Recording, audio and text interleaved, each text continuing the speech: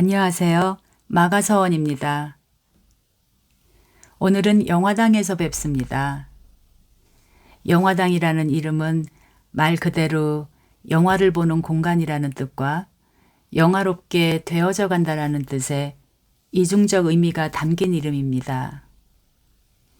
오늘 영화당에서 첫 번째로 보실 영화는 제가 너무너무 감사하고 존경하는 안드레이 타르코프스키 감독님의 영화 희생입니다.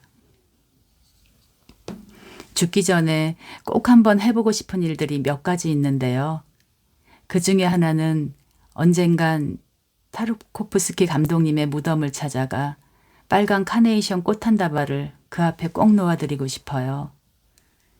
물론 감독님은 당신의 영화 작품으로만 만나고 싶어 하실 것 같고요.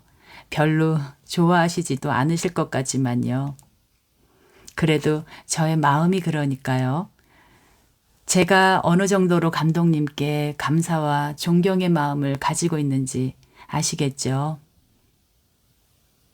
오늘은 아무리 절제하려고 해도 분량이 많아질 것 같은 두려운 마음이 살짝 드네요. 하고 싶은 이야기가 샘솟듯 나올 것 같아서요. 밤을 지새우라고 해도 지새울 수 있을 것 같거든요. 때로 영화 한 편이 운명적으로 자신의 삶과 부딪혀 올 수도 있다는 말을 제 인생에서 실감나게 해주신 분이시거든요. 그 운명적 만남에 대한 이야기는 리뷰 때 더 자세히 들려드릴게요. 우선 이번에 마가서원 첫 방송을 녹음하며 영화 희생과 관련된 간증 이야기를 먼저 들려드리겠습니다. 창립 예배를 드리고 나서 6개월 정도 방송이 지연됐는데요. 하필 말하는 것을 잠시 쉬어야 하는 건강상의 어려움이 생겼고 연이어 이런저런 일들이 한꺼번에 닥쳐왔습니다. 침체되었던 마음이 용기를 다시 갖게 된 곳은 이번에도 홍 장로님 댁의 모임에서였습니다. 7월 여름방학을 맞아 저희 큰아들이 미국에서 나왔는데요. 감사하게도 장로님의 아드님이 바베큐를 준비해서 식사 초대를 해주었죠. 그날 맛있는 식사를 함께 준비해 주신 김 집사님의 한마디가 제가 다시 일어서야만 하는 이유가 되었죠. 그리하여 아들이 미국으로 돌아가자마자 8월 초부터 원고를 작성하고 중순부터는 녹음을 하기 시작했어요. 그런데 며칠 동안 NG가 계속 나는 거예요. 처음 해보는 방송 녹음이라 생각보다 어려웠습니다. 8월 24일 토요일 아침, 급기야 저는 결단을 하기에 이르렀죠. 오늘이 무슨 일이 있어도 마가서원 첫 방송일이 되게 하겠다고요. 오늘을 넘기지 않겠다고요. 그렇게 오전에 녹음을 한참 하고 있던 중이었는데 갑자기 홍 장로님과 아내분이신 김 집사님의 깜짝 방문을 받게 되었어요. 저는 너무 기뻤습니다. 한동안 뵙지를 못했는데 마침 이렇게 마가서원 첫 방송을 띄우겠다고 작정한 날, 이번에는 서로 약속도 하지 않았는데 우리는 또 함께 하게 된 것이죠. 저는 왠지 이 작정이 저의 마음만은 아닌 것 같은 하나님의 섭리가 개입하시고 계시다는 확신이 들면서 정말 오늘의 만남을 의미 있게 하기 위해서라도 어떻게 해서든지 방송을 오늘 안으로 꼭 띄워야겠다는 즐거운 결심을 다졌죠. 장로님 부부와 행복한 점심 식사를 마치자 마음에 새 힘이 생겨 오후부터는 다시 녹음을 계속했습니다. 그런데 글을 읽다 보면 한 군데씩 발음이 엉켜 계속 NG가 나는 거예요. 처음에는 목소리를 좀 좋게 내보려고 하다 보니 NG가 났었는데 나중에는 목소리고 뭐고 제발 틀리지만 말고 읽기만 잘하자 하는 심정이 들도록 NG가 났어요. 몇 시간이 지나 어느새 저녁이 다 되었어요. 영상 편집 작업까지 하려면 지금쯤은 녹음을 성공해야 하는데 하는 압박감이 들자 시간이 가면 갈수록 마음은 초조해지기 시작하고 그러다 보니 긴장은 더욱 고조되고 신경도 점점 날카로워지니 오히려 NG가 더 나더라고요. 정말 마지막이다 싶은 녹음이 실패했을 때는 저도 모르게 단전 깊은 곳에서부터 욕이 순간 무슨 욕을 해야 할지 몰라 나오진 않았지만 어쨌든 욕을 하는 상태가 되면서 욕 대신 제 입에서는 감독님 죄송합니다가 한숨처럼 나오는 거예요. 그러면서 책상 위로 머리를 그대로 부딪혔죠. 얼마 전 TV에 유명한 배우가 나와서 10여 년간의 무명의 서러움을 이야기하던 중에 현장에서 NG를 내면 감독님들한테 그렇게 욕을 많이 먹었다는 사연을 듣던 중에 제가 그랬거든요. 아니, 아무리 그래도 사람한테 대놓고 욕을 하다니 너무했다. 얼마나 서러웠을까.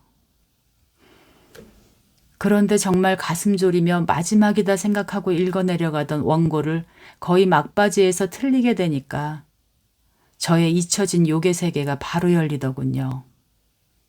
그때 갑자기 그 감독님 일화가 떠오르면서 제가 한 발언들이 죄송해지고 순간 그 감독님도 이해가 되고 배우도 이해가 되고 그러면서 정말 스태프분들, 배우님들, 감독님들 등 드라마나 영화 그의 영상 예술 작업을 하시는 모든 사람들의 노고가 얼마나 대단한 거였는지를 난생 처음 제 한계 안에서 실감하게 되었습니다.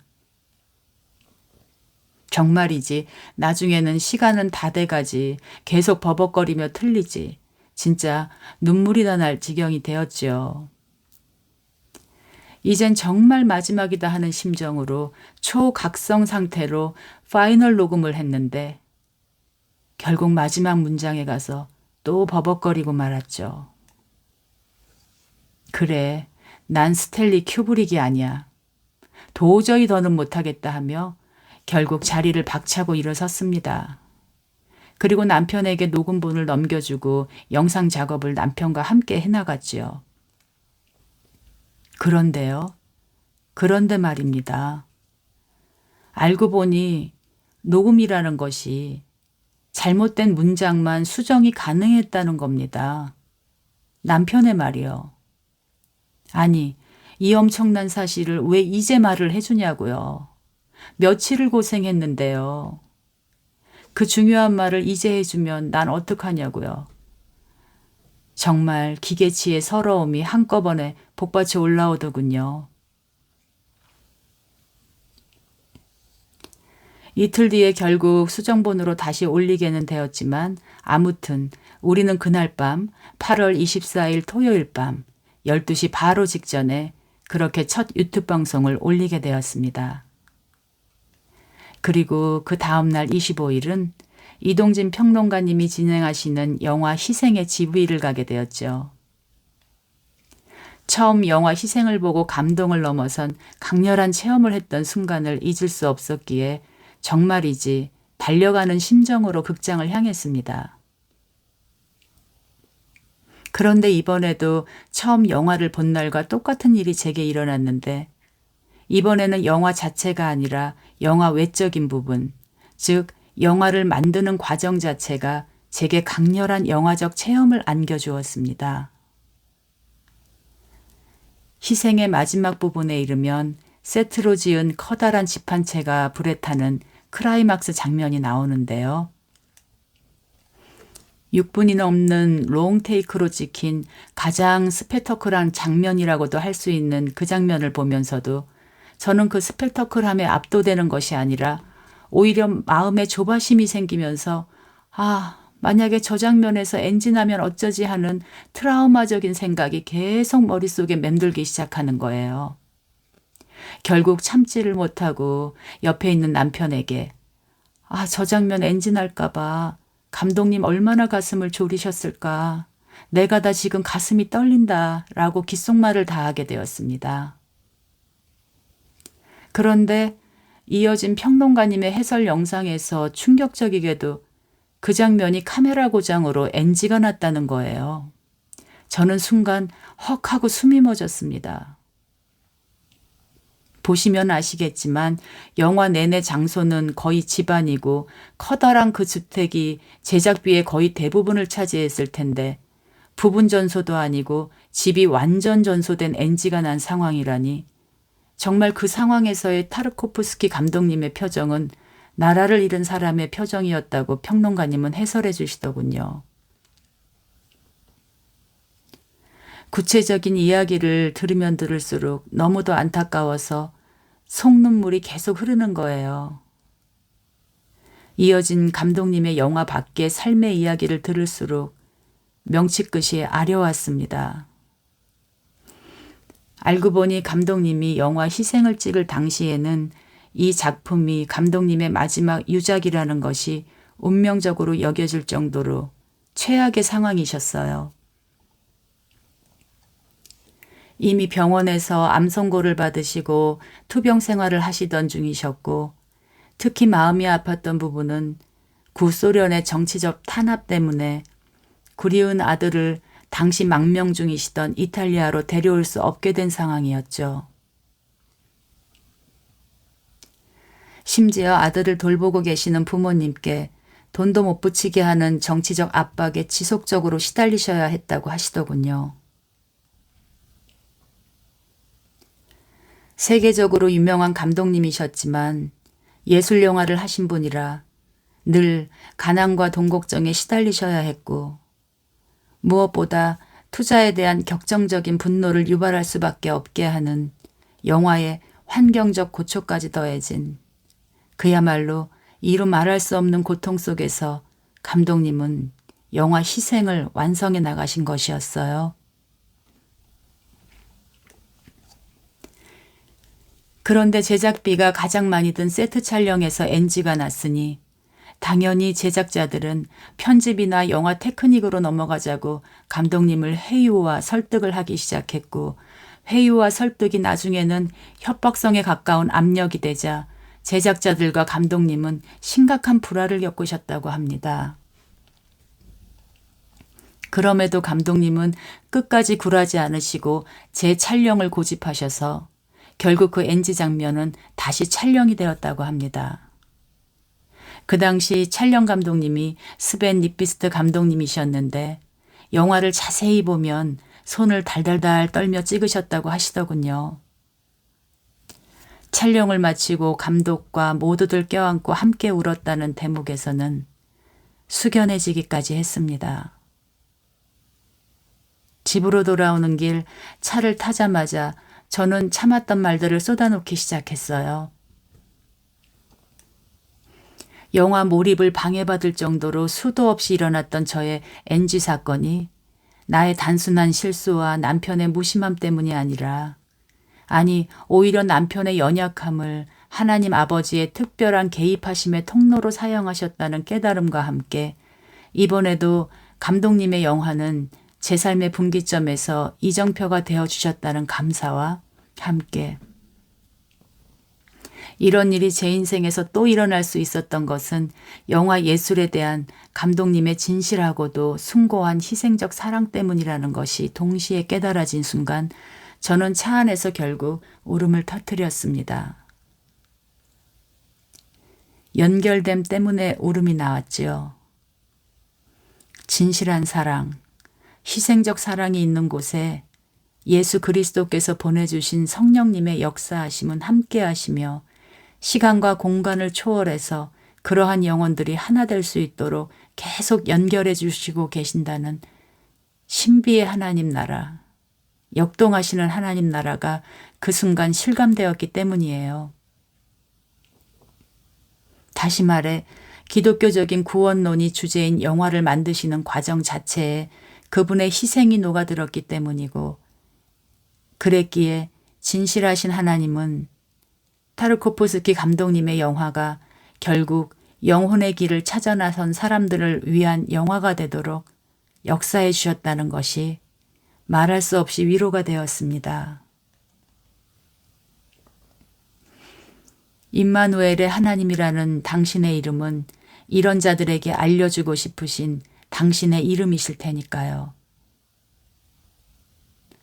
너무도 강렬한 감동을 넘어서 냉철하고도 차가운 결단의 지점까지 저를 끌고 간 것은 영화와 영화를 만든 사람의 영혼과 그의 삶의 일치성 때문이었습니다. 나중에 영화 희생은 칸느 영화제에서 여러 상을 받게 되었는데 그때에는 감독님의 병환이 깊어지셔서 수상은 아드님이 대신하셨다고 합니다.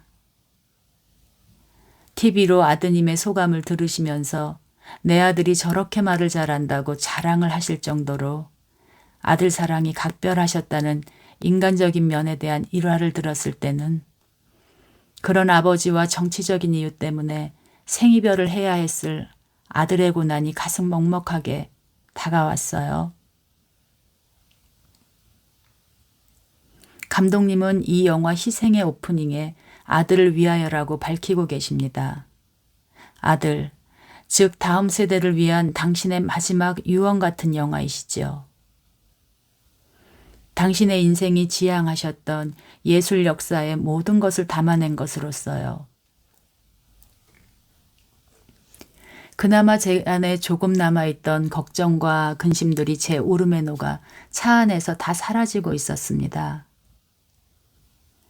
유튜브 방송을 두고 이미 일을 벌인 영적 순종과 아직 수습되지 못한 여러 가지 현실적이고도 육신적인 생각 사이에 시간차가 만들어낸 마음의 틈새 안에 있었던 불순물들이요.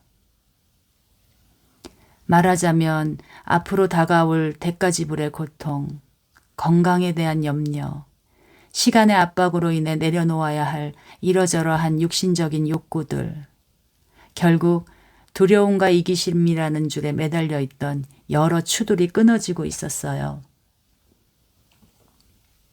그래, 나도 달려가다가 죽으리라. 녹슬어 죽는 게 아니라 닳아 없어져 죽으리라. 누워서 죽는 게 아니라 끝까지 정신만은 서서 죽으리라. 처음 희생을 본 날처럼 이번에도 수행적 언어가 마음속에서 살아나고 있었습니다. 이 말들은 하나님께서 듣고 싶어 하시는 고백의 말들을 올려드린 것이 아니었어요. 하나님은 이미 당신 없이는 제가 아무것도 할 수 없는 연약함과 무력함의 존재라는 걸 다 아시기 때문이시죠. 이 말들은 내가 나의 영혼을 위해 해야 할 말들이었습니다. 주님과 연결된 힘에 이끌려가기를 거부하는 또 다른 나를 떨어버리려 선고처럼 나온 말들이었죠. 실존적 선택에서 나온 말들의 위력 앞에서 두려움과 이기심은 사라졌으니까요. 이제 어떤 것도 다 받아들이겠다는 인간의 자리로 되돌아왔으니까요. 사랑의 자리죠. 사랑이 일어날 수 있는 자리죠. 하나님의 영원한 사랑과 접촉할 수 있는 자리입니다. 영화 희생은 말에 대한 의미가 상당히 깊기에 수행적 언어에 대한 고찰은 본격적인 영화 리뷰 때 다시 나누고 싶습니다. 그리고 그 다음 날 아침에는 미국에 있는 큰아들에게 전화가 왔어요. 학교로 출근하는 길이었는데 신호등 앞에 서 있던 차들을 뒤에서 커다란 트럭이 들이받았다는 거예요. 아들 차를 포함해서 차량 5대가 파손되는 대형 교통사고가 났고 아들은 구급차에 실려 병원으로 갔다는 거예요. 차는 폐차가 되었고 허리를 다쳤다고요. 뉴스에까지 보도가 될 정도였죠. 하필 아들 사진이 뉴스에 나왔는데 부서진 차 옆에서 우두커니 호송 침대에 앉아있는 아들의 모습을 보고 있자니 안타까움이 밀려들었어요. 사실 아들의 차 사고는 오늘도 구원을 이루어 가시는 하나님의 역사하심이셨습니다. 당신의 뜻이 이루어진 것이죠. 아들의 차 사고는 회개의 메시지 앞에서 순종과 불순종의 기로에 선 당신의 사랑하시는 한 영혼의 손을 붙잡아 주시는 아버지의 사랑이셨습니다. 며칠 전에 아들과 똑같은 교통사고가 그 집에도 있었거든요. 저는 방으로 들어가 예배를 드렸습니다. 비로소 왜 그렇게 영화 GV 때 감독님의 아들 이야기가 내 마음에 특별한 아픔으로 왔었는지를 이해하게 되었거든요. 미리 알려주신 것이었죠. 하나님의 뜻과 소통이 되어지자 예배는 감사의 예배가 되었습니다. 뜨거운 고백이 계속 물처럼 흘러나왔습니다. 가슴은 고통으로 숨이 차오지만 영혼은 그 고통을 재료 삼아 휘발되고 연소되어 불꽃으로 타오르는 것만 같았어요. 천상을 향해 달려가는 환희와 이 땅이 주는 고통이 동시에 존재하는 상태. 십자가 사랑의 상태. 당신의 품으로 뛰어들기 위해서는 오직 한 길밖에 없는 이 유일한 길, 환희와 고통이 뒤섞여 타오르는 이 길을 달려가겠다는 고백이 차올랐습니다.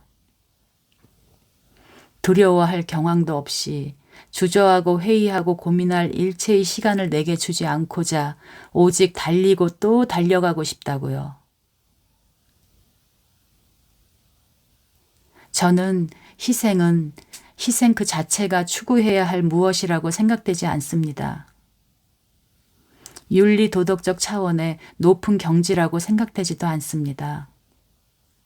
다만 희생은 하나님과의 온전한 연합을 드러내는 삶의 진실한 증거이자 수순일 수밖에 없는 사랑의 숙명처럼 여겨집니다. 우리가 추구해야 할 것은 오직 사랑으로 삼위일체 되신 하나님 아버지뿐입니다. 사랑은 이 세상을 존재케 하는 모든 것을 이루는 본질입니다. 파괴와 죽음도 사랑을 이기지는 못합니다. 사랑으로 하나님께서 이 세상을 창조하셨으니까요. 그러나 우리의 눈과 귀는 자아중심성과 세속으로 막혀 있기에 자기 그릇만큼밖에는 사랑을 담지 못합니다. 그리고 자기 그릇의 모양대로 사랑을 훼손시키고 변질시키고야 맙니다. 그러기에 하나님은 오늘도 이 그릇을 깨뜨리셔야만 합니다. 희생은 내 안의 그릇을 깨뜨려 나가며 사랑이신 하나님이 내 안으로 들어오시는 방식이시기에 나를 괴롭게 하는 것, 나를 고통스럽게 하는 것, 자아가 깨뜨려지는 그 모든 것을 받아들이는 것이야말로 희생이라 여겨집니다. 그때 희생은 하나님을 새롭게 만나기 위한 새로운 문이 되니까요. 저는 이것이 희생의 본질이라 여겨집니다. 하나님이 내 삶에 허락하신 모든 것을 사랑 안에서 받아들이는 영혼이 되는 것이요. 또한 우리는 시간을 초월하여 과거의 그 어떠한 고통스러운 기억도 하나님을 사랑하고 싶은 갈망 안에서 받아들일 수 있게 됩니다. 시간을 초월한 희생적 삶이 가능한 것이지요. 우리의 회복과 구원을 위해서 하나님은 오늘도 각 사람의 삶을 역동적으로 역사하시면서 시공간을 초월한 이 깨뜨림으로 우리를 이끌어 가신다고 생각됩니다. 우리가 춤추지 않는 무용수처럼 살지만 않는다면 우리는 이 깨뜨림에 감사할 수 있을 것입니다. 세상이 추구하는 편안하고 안락한 삶의 위험성이 여기에 있습니다. 세상은 깨뜨림을 당하는 것이 아니라 하나님을 깨뜨리기 때문입니다. 십자가 위에 예수님이 그 증거이시죠. 끝으로 감독님의 인터뷰 내용을 통해 예술가로서, 그것도 여러 복잡한 관계들과 얽혀있는 종합예술가로서 어떻게 자신의 삶을 통해 희생적 사랑을 구현해 가실 수 있었는지 엿보고, 더불어 어떻게 우리 또한 예수 그리스도께서 보여주신 하나님과의 진실한 관계를 지향하며 나아갈 수 있는지, 그리고 사랑의 십자가를 지고 간 사람들의 삶과 하나님께서 어떻게 영원히 함께 하시는지를 나누고 싶습니다. 왜냐하면 저는 성령님과 함께하는 우리 모두의 삶이 예술 그 자체라고 생각하고 있거든요. 예술의 궁극이 진리의 아름다움과 회복과 치유라는 관점에서요. 다음은 감독님께서 젊은 영화학도들에게 조언하신 인터뷰 영상을 발췌한 부분입니다.